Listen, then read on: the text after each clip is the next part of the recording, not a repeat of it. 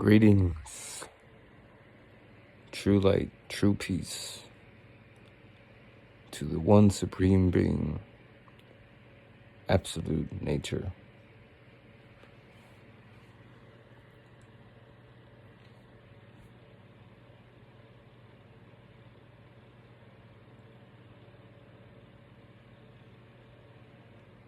There's a lot,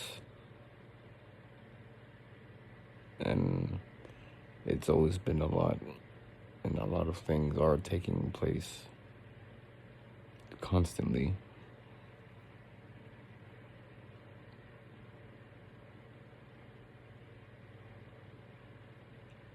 As nature moves, as people move, as humans move, as the animals move, but as the solar system moves, as the universe moves, but more so than nature. When as nature moves, everything else follows.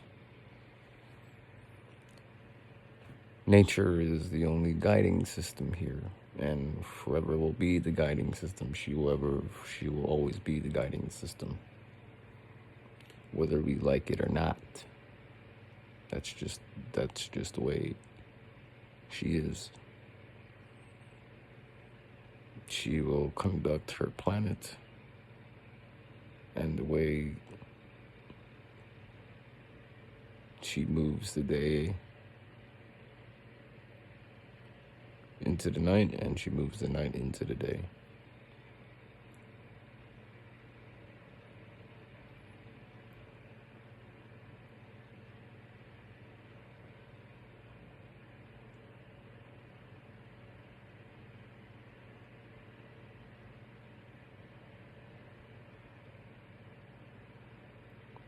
Most of the things that people are speaking about, say, when they bring themselves to this place, because you have to bring yourself down from some sort of meditation in order for you to speak anything. So we have to bring ourselves down into our bodies and start using our voices to say anything, to explain anything. Even the languages that we're using, even the words and spells and vocals, what we are using. And this goes for everybody. This goes for every race, every kind of species, human and non-human, human and non-human entities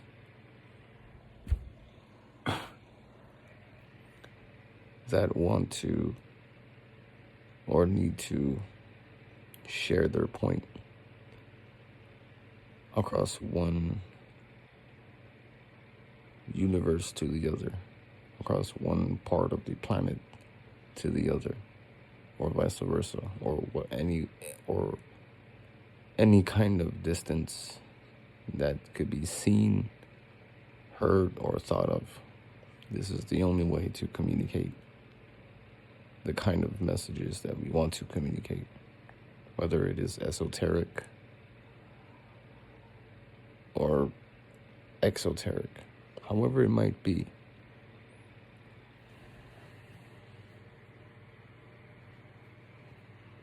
And there's always going to be a narrative, whether it's society's narrative or our personal narratives, which is actually nature's narratives. The narrative of nature and the vastness and the humongous space that nature encompasses is huge. And that hugeness, the giantness of nature is that silence, that complete silence that we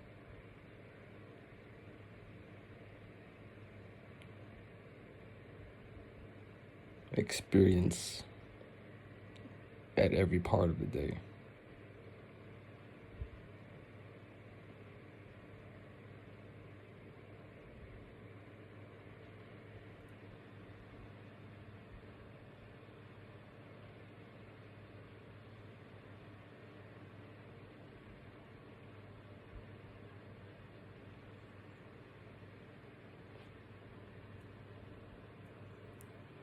And of course, certain ideas, certain things arrive to the surface because that's how memory is. Memory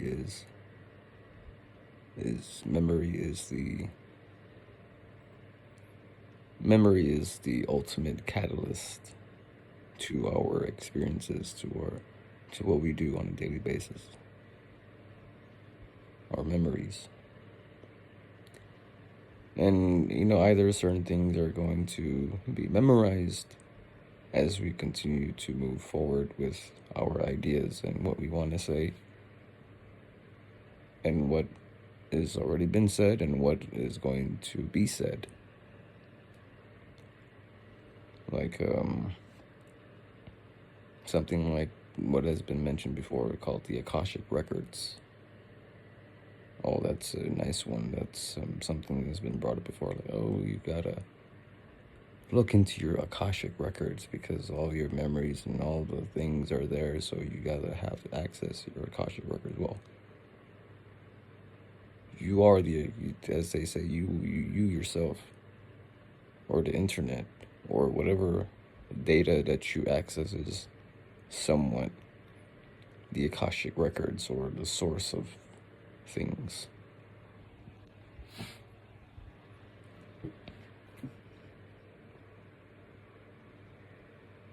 So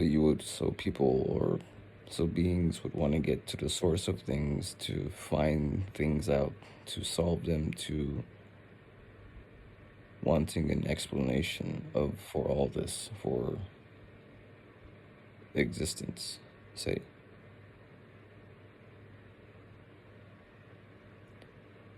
Spend, using energy to meditate and meditate and meditate, constantly meditating to bind themselves with nature, bind themselves with a so-called answer, because people think it's gonna take the kind of words they think they want to hear. They think they need certain words to be put together to have an answer for them that they want to hear, when that's not the case. Because it's just a language, it's just words.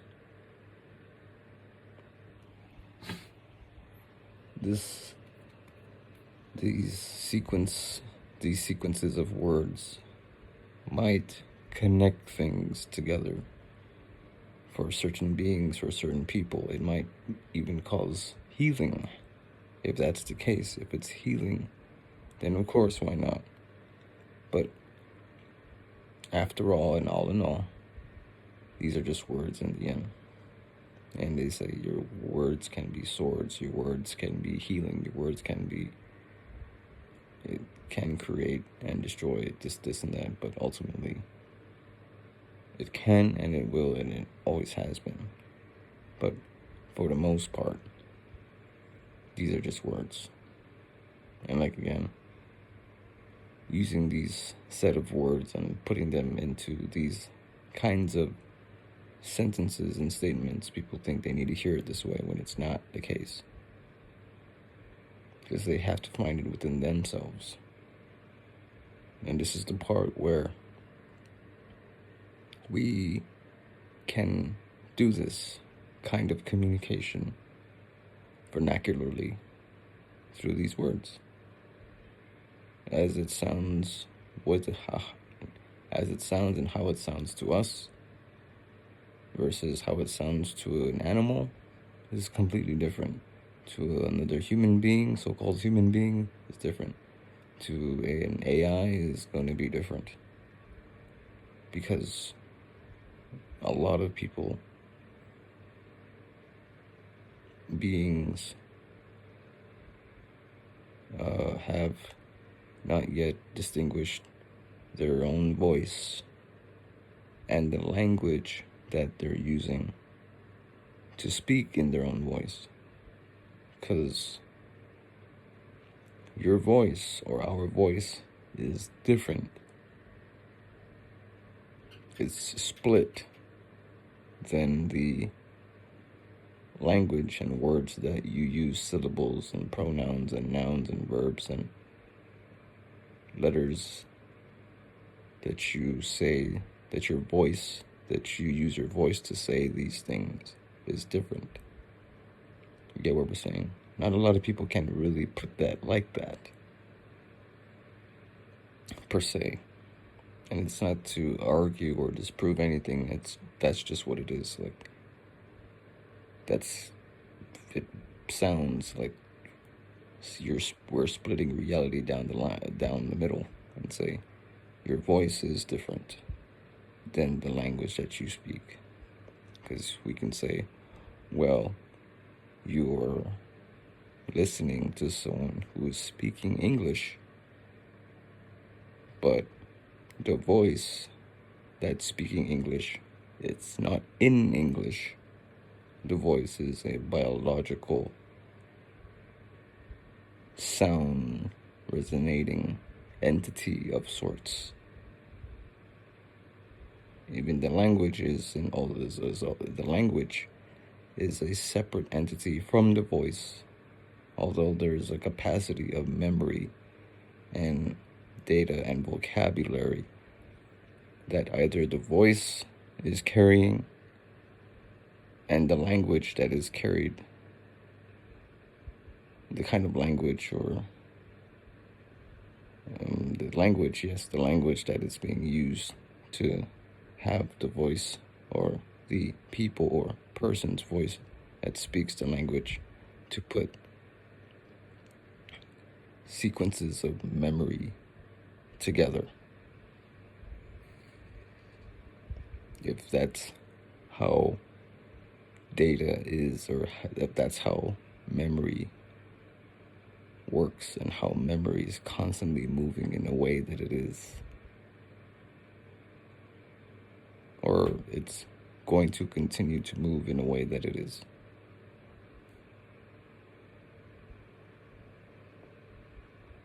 And then the things like dreams, the things like time, the things like set and setting, the seasons, the environments,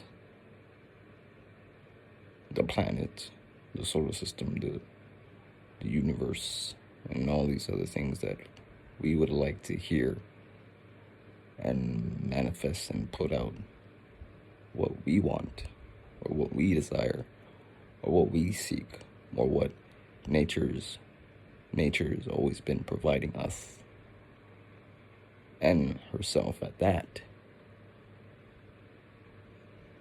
It's just use this language to really communicate what we want to say, what we want to express, what we want to meditate on, what we think of society, what we think about human civilization at that, but how we look at creation and narratives upon narratives, memories being created and constantly being created on a daily basis.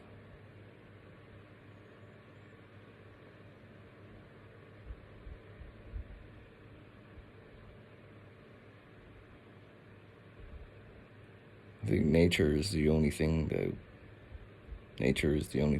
people are just going to have to stick with until in the end, versus what the world wants, what society wants, because the world wants to keep on celebrating itself. The world is in constant celebration. The world, the system, the world system, the societal structure is constantly celebrating itself every day. Even nature too. Nature constantly celebrates itself every day, but the world celebrates differently than how nature celebrates herself. That's why in the world, like, you celebrate days of the weeks, days of the months, and days of the years, and you celebrate through these, material things and resources and money, especially money. And you really can't celebrate the world and the system when you don't have any money. What are you going to celebrate?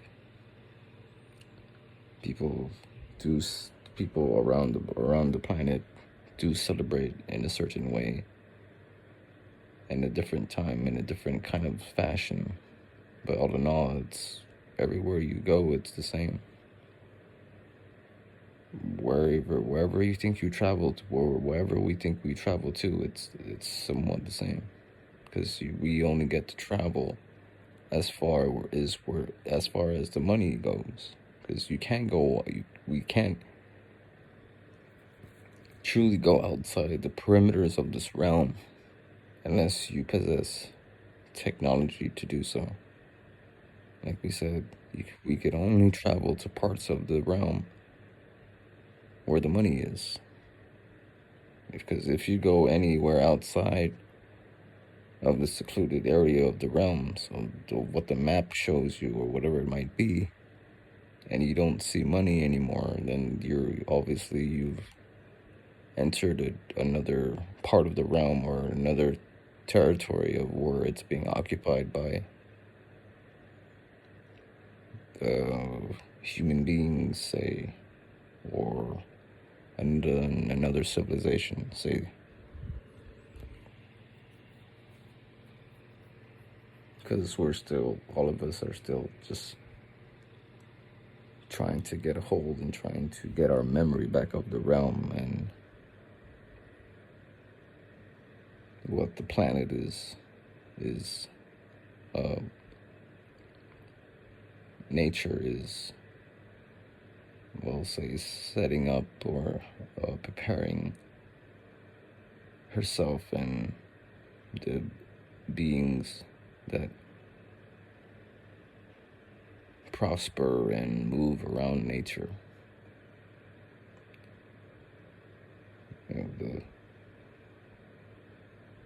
The healing process of nature,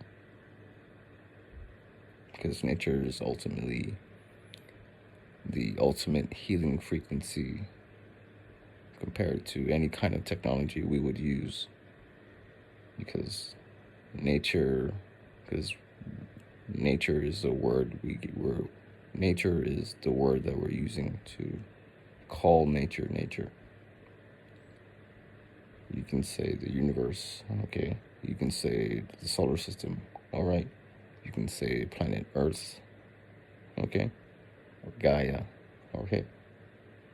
But nature, or natural part of nature, is the set off, because you don't hear anything like what hurts, or maybe there is like a kind of like a frequency of hertz that nature Earth is resonating and moving. The particles is moving a certain way, the atoms is moving a certain way, and people's cells is vibrating at a certain frequency and a rate because of what they do, what they eat, and what they sense and what they see, either when they're in nature or when they're at work or walking into a bank or filling or driving a car or going to the gas station. Your cells vibrate in a certain frequency every time you try to pass through and pass by nature. When you change your environment from a greenery to a concrete building setting, say,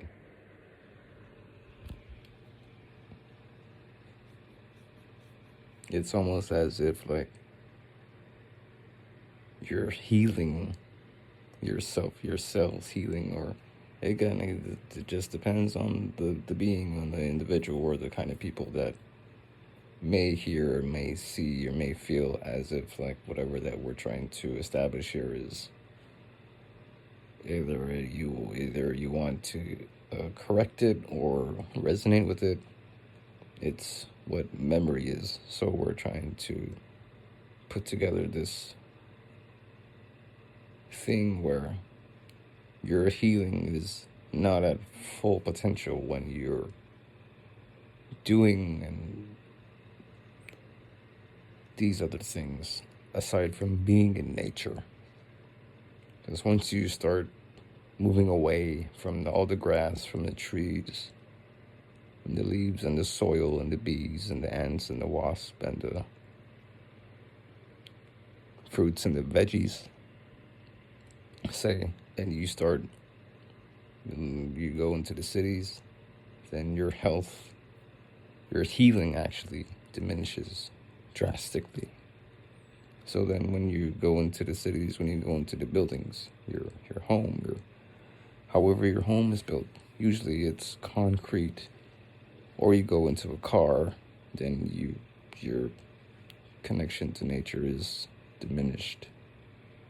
Then you would have to use other technologies to get back to that state of nature. But as far as technology goes, nature is the only thing that's going to heal people. Nature is the only thing that's going to heal anything now. There's no other technology there's no other technology that will defeat nature in healing. Even though there is advanced technology present, and some of us don't see it, or some of us have used it, but at the same time, nothing can and won't ever defeat nature in healing. You just can't. And some people, some beings are trying to create something close to nature using technology, which also comes from nature, creating technology that could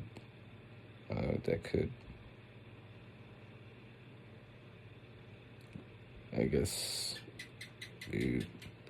alter nature's frequencies and turn it into that, put that in a machine, put that in a machine, say, and let that machine do then nature, and let that machine heal the people or the persons in a shorter and more effective amount of time than nature ever will. See, I guess that's the thing, to where we think that the technology is going to out heal nature, when that can't possibly be actually true. There's gonna be machines that do that, and there's machines that do that heal and regenerate people's cells, human, non-human, animals, whatever it might be. They got it, but it'll never be what nature is always intended, how to heal herself and the beings around her. You can never replicate nature that way and have something else be built, and let that, just let it be. If it benefits, then it benefits. If it's available, it's available, at least for now. But all of this is just to say a bunch of things. Again, all of this is just to remind ourselves and remind ourselves of ourselves, really, our spirits, our souls, our place in the realm, our place in reality, our own place in the so-called universe, and our place in nature, our connection to nature, or you can say our divine connection, our own divine connection to nature, what any kind of being, any kind of community, any kind of spiritual entity is stating.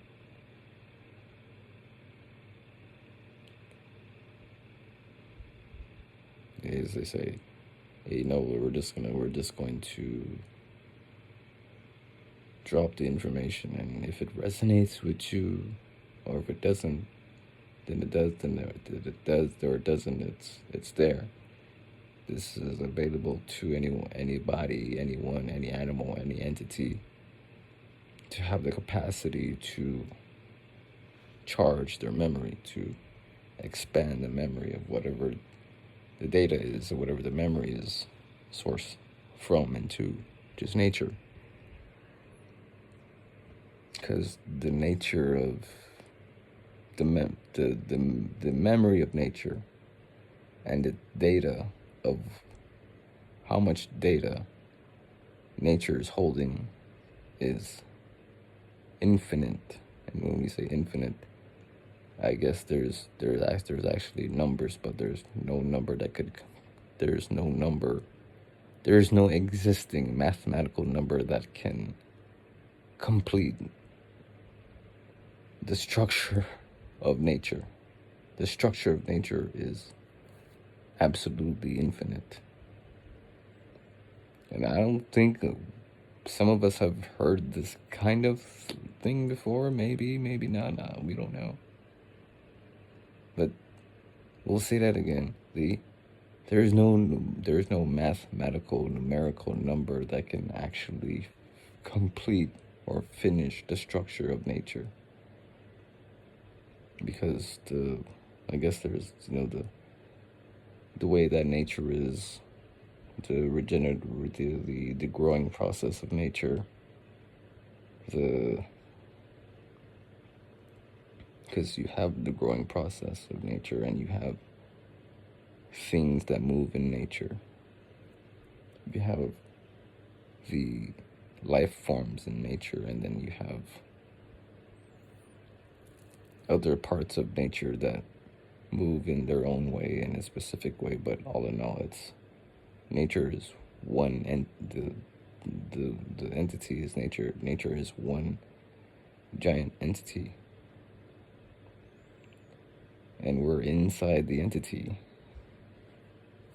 Yes, we are in her body, say, and her body extends out into the so-called space, into the constellations, into the stars, and her body's just going to keep,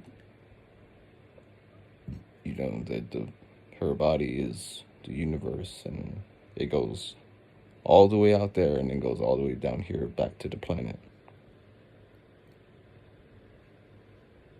To think like, and to feel and think like, oh, people just, you just got to sort out your mind, use some mushrooms, take some mushrooms, smoke some DMTs, go to get some ayahuasca, take some acid. And you might feel and see certain things that you may not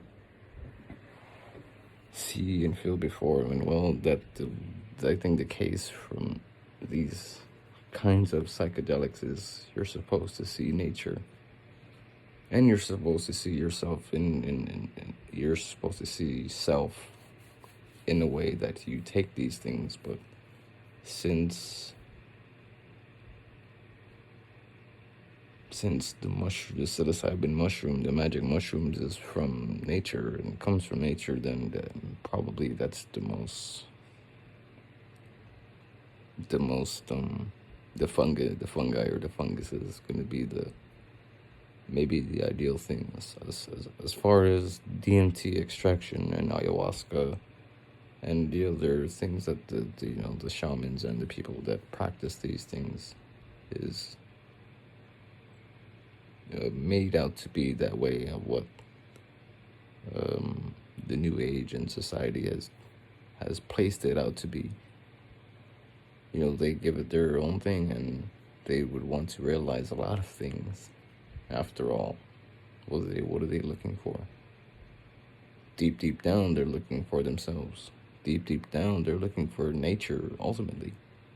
Deep down, they're looking for their connection and feeling their connection with nature.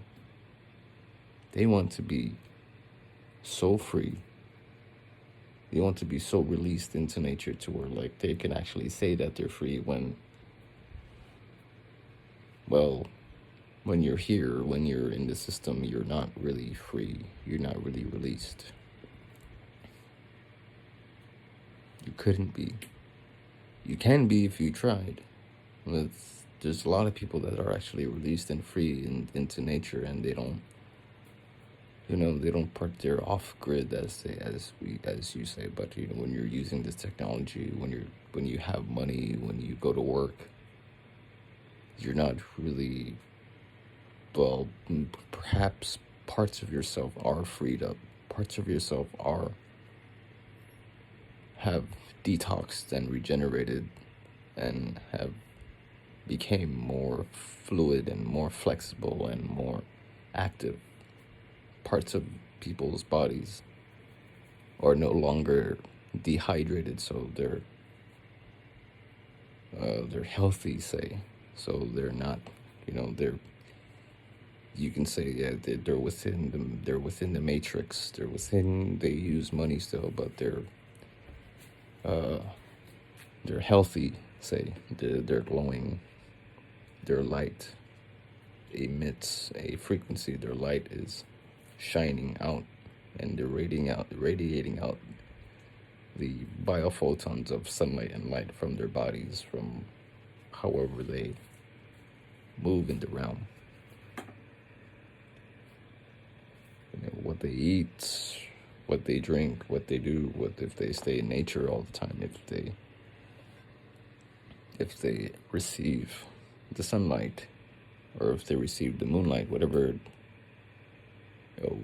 kind of light you can access in the realm is what that is. So the access to light is, I guess the access to light is the theme of the realm, perhaps. And how much access to light and the capacity to access and to perhaps cultivate the light that's what the theme is, or the thing is. As people get into, I guess, other kinds of meditations, they seem like,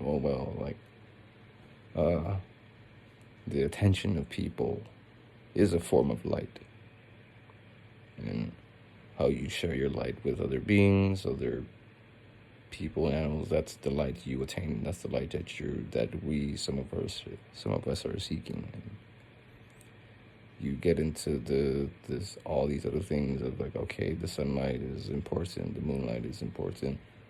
Things grow, things do this because of the light. The light expands and expands and expands, and the memory expands and expands and expands, and the water also expands and expands, and these are all densities of light, then liquid, then solids, and the atoms and stuff like that. But it's all the light, the light spectrum, right? The light spectrum is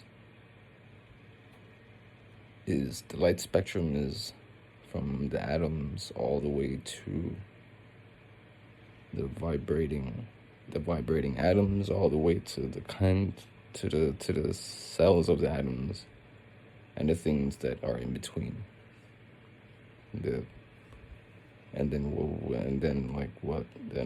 What's the light in between the atoms? Is more light. It's just You know, it's like, what is it? What is it? Like, is it just like light in between the light? Like, what is science saying anymore? What is science trying to, trying to establish here? What are people even saying anymore? What are they trying to say? That's what we're getting at. What are they saying? What do they want to prove? When it's already in front of them, right?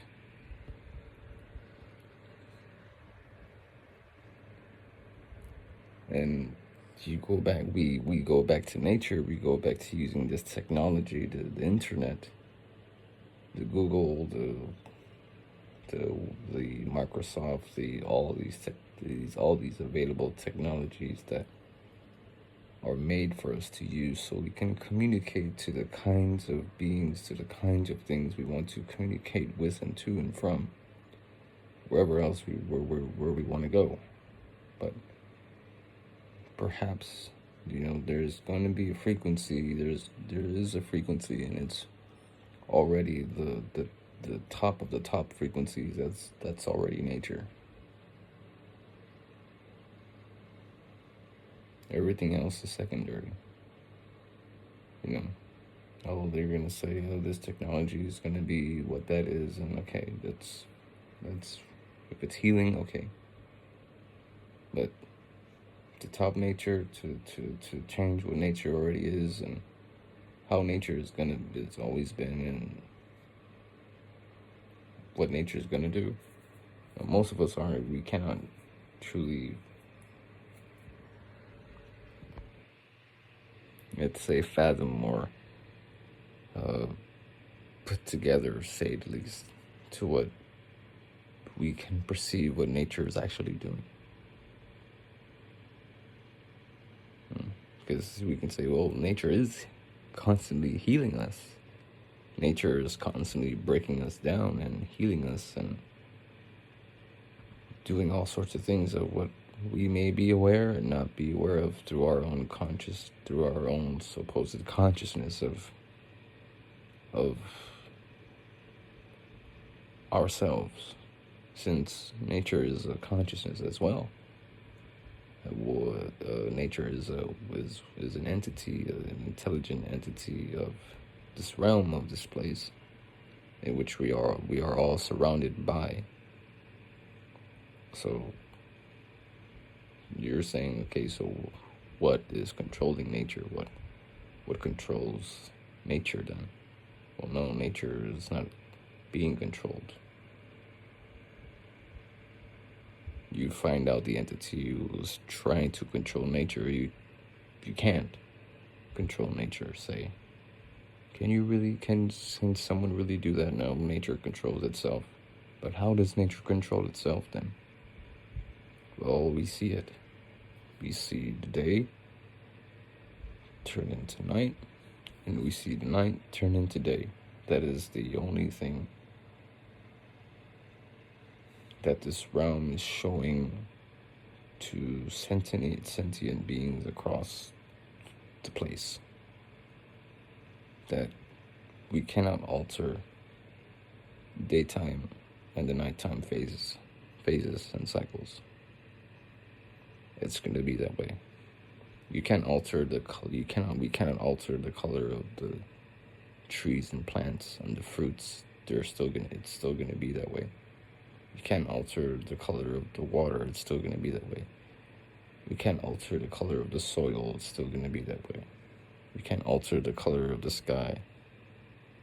Unless nature changes all of that, then nature's going to decide to change all of that. When? We don't know. Nature's going to decide to change that. How? We don't know. You see? Because our perception of what we want to see change, that's nature's going to change first before we do. Our collective embrace of change is, sure, it's going to be us. It's going to be the people that resonate with nature. When we can resonate with nature, when we can embrace nature, when we can receive nature and healing and all these kinds of things, away from poison, away from distinctive things that, that don't, that you would not, participate in. Nature will eventually show us that, if not already. But it's just the fact that the way that how we want to perceive nature, of how nature is going to change, and how we see it, how we feel, how nature's going to change that's all on nature. If nature's going to change the color of the water, if nature's going to change the color of the trees and the plants from another color, and to change the color of the fruits and change the color of the water, then nature's going to do that. It's just, how are we going to actually, are we going to be, you see, because if that's all going to happen naturally, then when and how and why is nature going to go through that? When, how, and why is nature going to go through that kind of drastic change of colors and this and that? And this goes with the psychedelics. Why in the world do certain psychedelics that people take, they see all these colors and shapes and forms and structures when they take DMT, when they take these things? And you see the things change, and like, well, that isn't that nature. The psychedelics are there for you to experience nature in a certain way, in a certain time, in a certain setting, to where, like, it alters your psychological vision. Psychedelics, these things alter your psychoactive mind, and it's like, well, you're only going to see nature change for that certain amount of time, but to eventually feel the entire nature of the realm change that way, and how it's going to change for the collective and what we think about it, of course, I guess that's what the psychedelics are there for. You take DMT, ayahuasca, the mushrooms, then those things are there to show you what nature is going to change later on. It's just the fact that those dosages that people take is meant for that kind of that, I guess, temporary experience where, like, you would see nature, but you're not going to see nature completely change, because of the separate vision that people are in a different setting, different environments, different modes of movement, different modes of meditation. All that is to be into consideration. Like detox, going through cleanses and herbs and regeneration and healing, all these things, then maybe, like, you would probably feel nature a lot more than usual when you detox, when you fast, when you eat fruits and vegetables. Maybe you'll experience nature in a completely different way, aside from other people that do or don't. It's not the right thing to do. It's just, I guess that's what nature is structured, the fruits and vegetables. That's what why nature is growing these fruits and vegetables as the natural so-called psychedelic food, than the psychoactive food and the psychoactive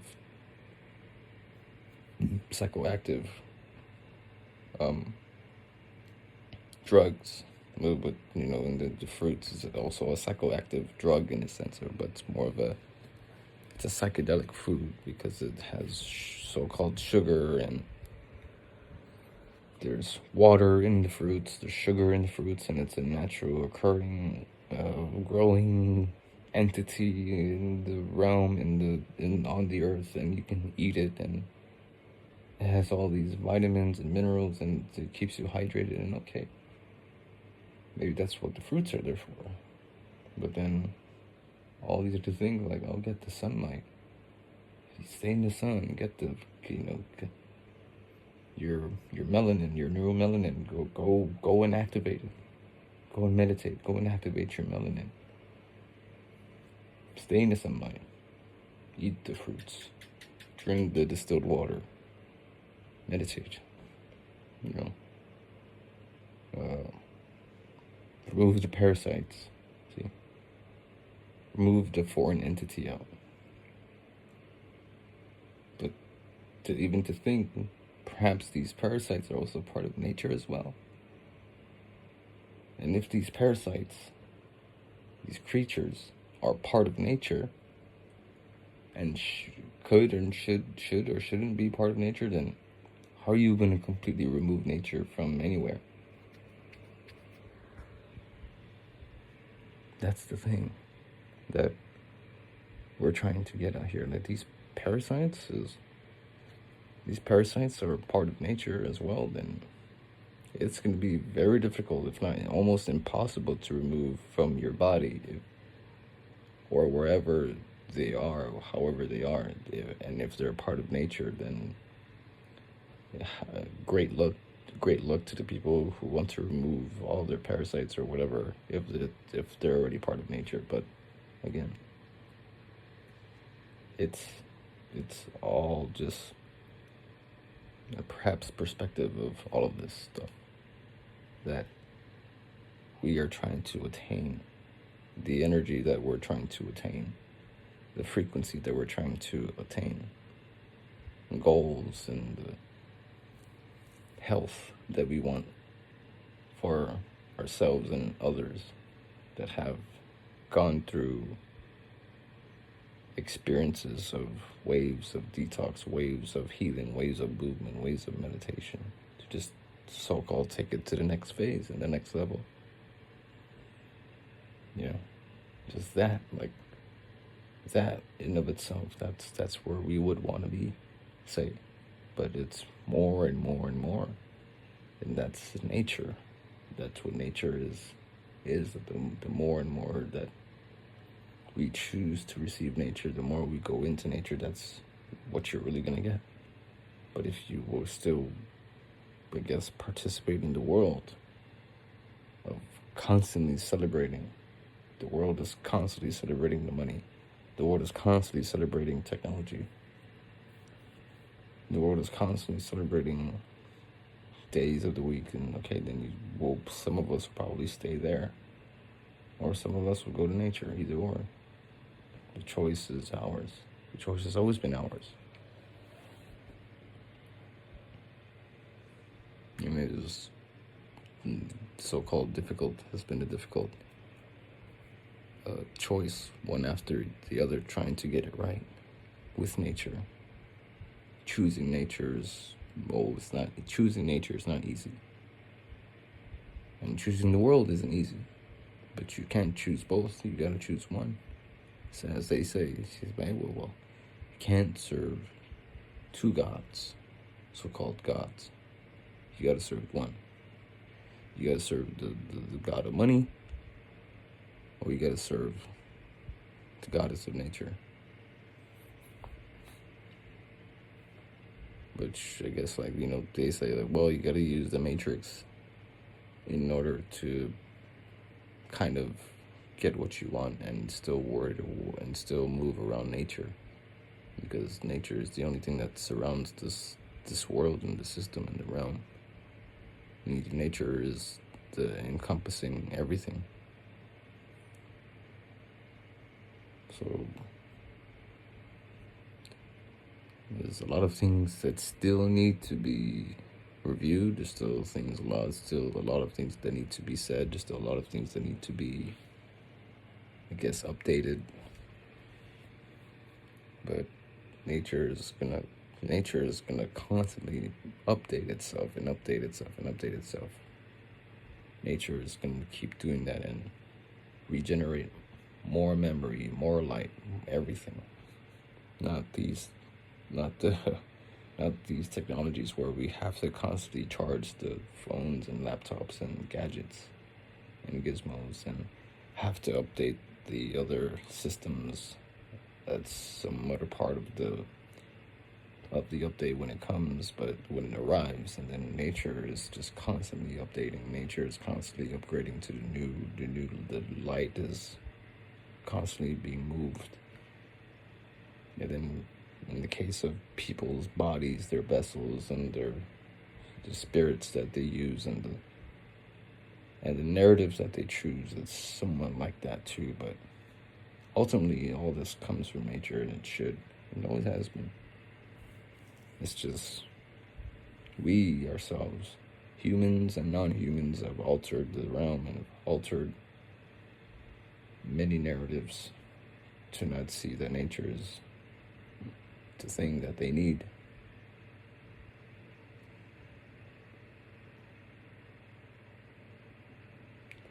And they need nature to keep themselves within nature, because where are you going to go? Where are you really going to go when you're surrounded by nature? You can't go outside of nature. Nature extends everywhere. To people wanting to leave nature, or this and that, oh, it could be. But again, it's just your perception. The way that how people travel, the way people get into airplanes, how people, travel across the other land into this one, the realm, into this other realm, and this place, and that kind of place, and just a lot. There is a lot. But sometimes, again, the memory just has to show up. The data has to collect. And it has to be refurbished and remembered again and again, so you get to new points, and the memory eventually shows up, and you say, oh, we brought this up, now we can remember it. So it's being reminded, and so we know this now, but later on it's going to kind of expand and not really forget, but it's going to ease in within the memory, the data bank or the data system or whatever it might be, the source of nature, where we get where it's from. And then it doesn't go away. It just binds things. So your memory is just constantly moving, say, and trying to connect the data, connect the algorithm, connect the structure together. Connecting the dots, connecting all the atoms together, connecting all the particles and waves and everything together. Trying, because there's no wires, there's no wires that are coming from the sky to the ground, but there's wires that are connected to the ground, but there's no wires connected to the sky or any stars. See, but there's, as they say, there's no visible wires, but there's probably etherical, so-called invisible wires that you don't see that are connected, that are already connected to the trees and the plants, and from the stars, the light, and maybe the light is perhaps the light from the stars that we see at night, so-called night, are the etherical kind of the light of the stars are kind of could be the etherical wires that are connected to the ground. See, they're not cables. They are, what do they say? They are etherical cords. So the light is being passed from either up there to down here on the planet, or the planet to up there, and it's constantly being generated back and forth. That's why you see rainbows, like the rainbows, the Roy G. Biv, the rainbows. So you don't see rainbows at night. You only see rainbows during the day. Like you say, now we're seeing the moon during the day. We see the sun and the moon in the same kind of a realm, in the same kind of a sky during the time that we see the daylight, but different perspectives of the size of the realm and the size of the environment, the size of the planet. It's really different, but then it's still the same green trees and green plants and leaves when you travel across the realm. But then perhaps it's just going to be different beings, different races of people that are traveling across the realm as well. That in of itself too is also guided by nature, in a sense. Guided by the natural so-called order of things, the feng shui, the meditation, and the so-called the omnipotent universal kind of a meditation that's been brought up in the New Age narrative, or the narrative of nature. The narrative of nature is going to be the narrative of nature. It's not going to change. It's not. The narrative of nature is going to be constantly be talked about. But the energy of nature is going to constantly change. It's never going to stay the same. You know what I'm saying? The narrative might change. The way that people might be speaking about nature and what has been said and what's going to be said, where they take it from and where they create it from. The light, see that, where the light goes and where the light moves and where the light is connecting to. Where is that coming from? Like, where is it? If you see it, and where is it coming from? Where's the source? Oh, the darkness. It comes from the darkness. It comes from the light comes from the darkness, or the darkness comes from the light, and that's what it is. All these portals and all this high technology that generates the light and generates this triple darkness from this kind of technology that's deep within the planet, and all stargates and the elements. That's nature. That's what nature is. The encompassing entity of how big nature is. That's the whole thing. But we can't see the whole thing. Maybe some of us can. Maybe some of us try to see the whole thing at one time. Maybe some of us have already seen the whole thing at one time.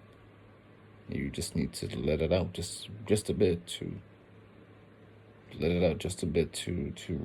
not recycle, but to enhance and to get the memory back, get the data going.